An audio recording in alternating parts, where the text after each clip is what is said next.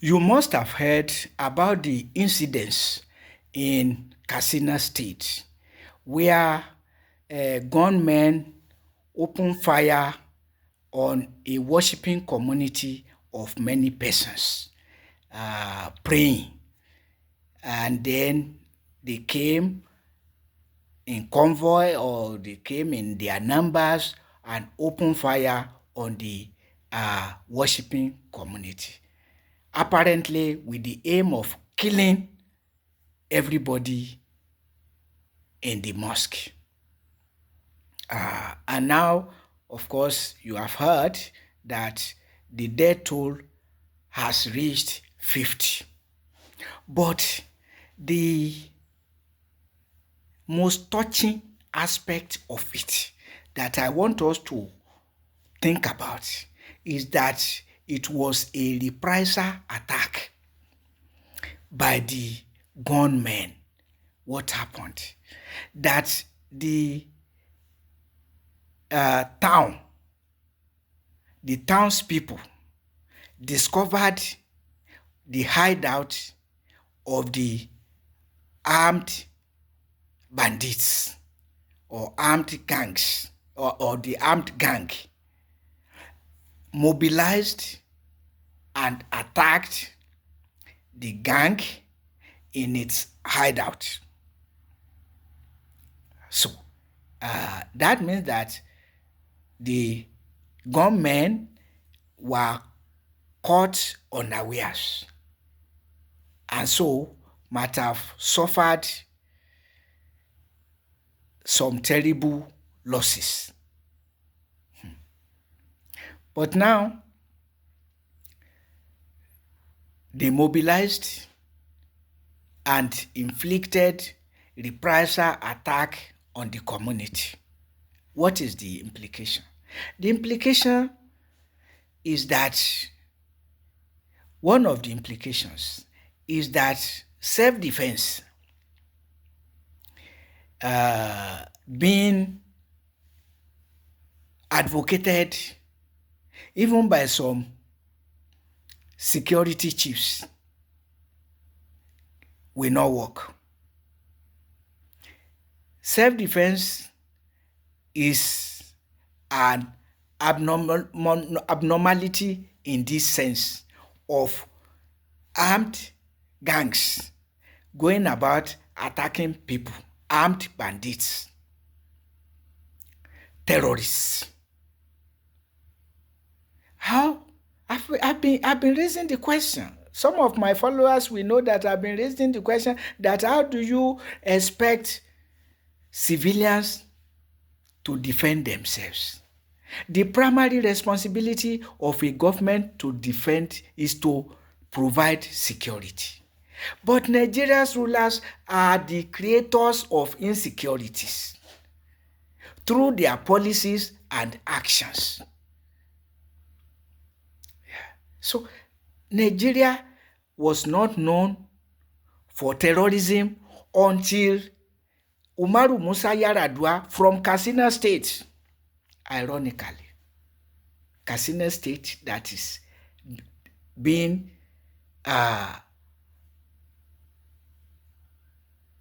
that is suffering from regular, constant attack by armed bandits. That was where Umaru Musa Yar'Adua originated from. Became Nigeria's president in 2007.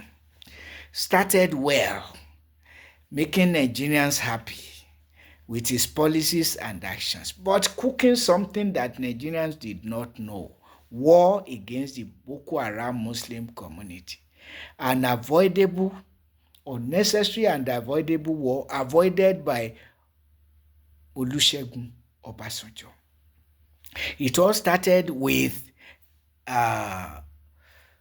blackmailing the community as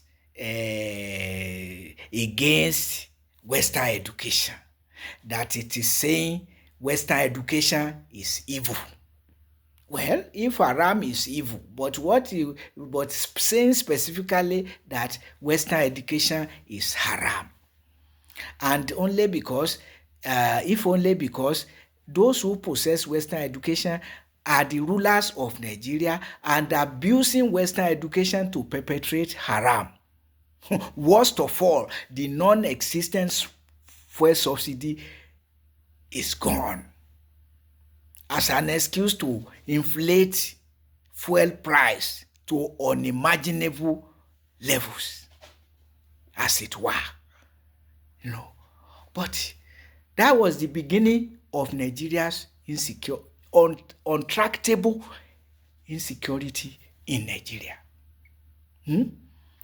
Perpetuated by Yar'Adua's vice president, who succeeded him after he died.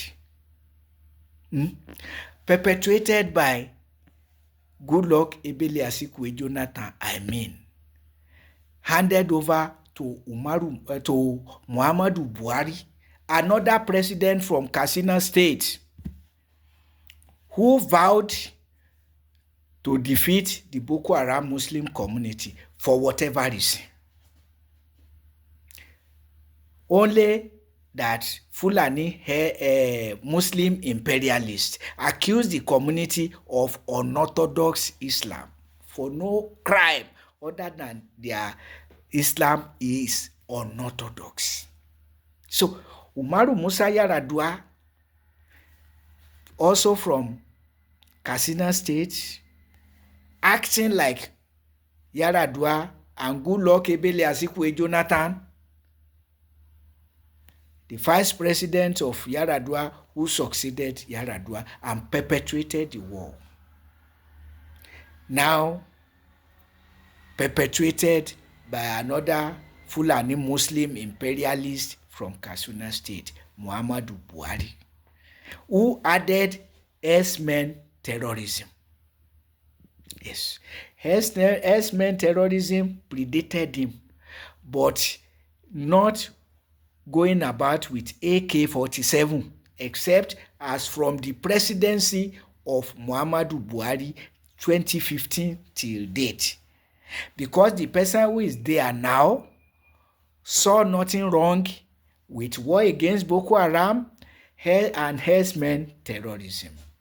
His own concern was to come and loot, claiming fuel subsidy that does not exist is gone as an excuse to inflate fuel price to unimaginable heights, as it were. So when you impoverish the country beyond imaginable levels, and people with criminal minds are boosted to go full scale into criminality, that is what you have. Again, armed banditry of kidnapping people for money started within the period we are talking about, 2019 date, So it was like an escalating chain of events. But the unmoved mover was the attack on the Boko Haram Muslim community, perpetuated since 2009 till date, and worsening security situation, worsening the economy, and so total mess. And now you are asking civilians to defend themselves. They defended themselves in Katsina State. Look at the result. So when I was hearing of reprisal attack, I say, what does that mean? Reprisal attack by armed bandits. What does it mean? Then I learned that the townspeople mobilized and attacked the militants, the armed bandits, in their hideout. And so the armed bandits mobilized and counter-attacked. But I'm talking of the root of Nigeria's misfortune. War against the Boko Haram Muslim community. And under the presidency of Goodluck Ebele Asikwe Jonathan, who also abused his position as the acting president, orchestrated his becoming Nigeria's elected president, aggravating or setting in motion the anger of Northerners. That, wow. The South served 8 years. Umaru Musa Yar'Adua served barely 2 years and died. And you, Goodluck Ebele Asikwe Jonathan, completed his first term. And yet, you will not allow his Northwest to produce his successor. But still, Northern power brokers accepted bribe from Jonathan and supported him, provided he will perpetuate the war against the Boko Haram Muslim community. And the consequences, worsening security, worsening economy, and everything scattered by Muhammadu Buhari and Bola Ahmed Tinubu, as it were. So the Nigerian ground is fertile for terrorist activities, worsening mass abject poverty. Tinubu should be asked, what does he mean by fuel subsidy? Fuel subsidy is gone. Where to where? Other subsidies are gone to where? Subsidies are gone, replaced with loans, debts from the World Bank, from the International Monetary Fund, and now from Japan, in the name of electricity. So, are these business people or political leaders of a nation? Sorry, because I don't see the political leadership of Tinubu other than economic misappropriations. Boko Haram in church, mosque, society, and academic institutions, as represented by the leadership of the Academic Staff Union of Nigerian Universities, ASU, doctoring the union's constitution to be extorting 2% of each ASU member's monthly salary monthly, and to increase or decrease the 2% as deemed fit by the leadership alone, thereby increased from 2% 2012 to 2024 to 3% 2024 till date. A workers' union, leadership of a workers' union. So if these people say you are creating avoidable mass abject poverty through Boko Haram, yes, are you not? Are you not? So, but that is what happened in Katsina State, and the lesson must not be lost on Nigerians. Defend yourself. Learn to defend yourself. No, just say that the insecurity is beyond government. Government that does not want peace with Boko Haram Muslim community, but to eradicate the community. Boko Haram that cannot stop grazing of cattle in agrarian fields, but to continue to protect the herdsmen terrorists. Why? Because they are Fulani Muslim imperialists who assume themselves to be the owners of Nigeria, that must use Islam or cattle grazing to take over Nigeria. Let us stop deceiving ourselves. In a way, whenever crime is perpetrated against Katsina State people, I can never forget that those who created problem from Nigeria came from Katsina State. Umaru Musa Yar'Adua, Muhammadu Buhari.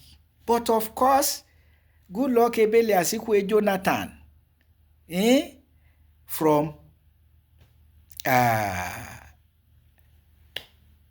from the Niger Delta State, from Delta State, southern Nigeria, dominated by Christianity. Or now, Bola Ahmed Tinubu from southwest, but of course, the Jagaban of the Fulani race.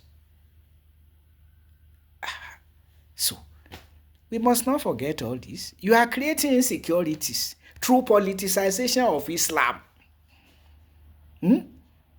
And through